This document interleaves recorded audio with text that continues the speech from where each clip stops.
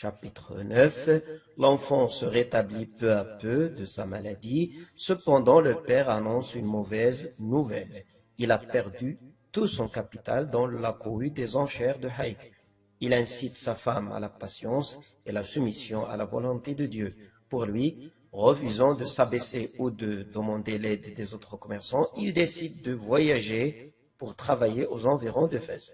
C'est en fait la saison de la moisson. Cet incident plonge la maison dans une mélancolie accablante. Ce souvenir douloureux reste toujours gravé dans la mémoire du narrateur adulte qui explique l'importance d'un père dans une famille. Après le départ du père, l'enfant et sa mère mènent une vie simple. Ils vont visiter l'Aïcha, alors les trois vont consulter un frère aveugle. C'est Sidi l'Arrafi. Moulay l'Arbi souffre avec sa deuxième femme. Les deux femmes dans le chapitre 10 montent chez Sidi l'Arrafi. Le voyant les console, leur promet un avenir heureux et béni et leur prévit que le bonheur est proche.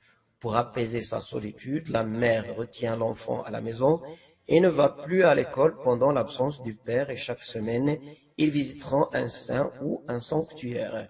La femme aussi doit gérer le maigre budget qu'elle a en attendant le retour du père. Un messager vient de lui apporter une bonne nouvelle avant de lui remettre une somme d'argent envoyée par le père. En fait, celui-ci va bien, il travaille beaucoup pour pouvoir rétablir son atelier et rembourser ses crédits.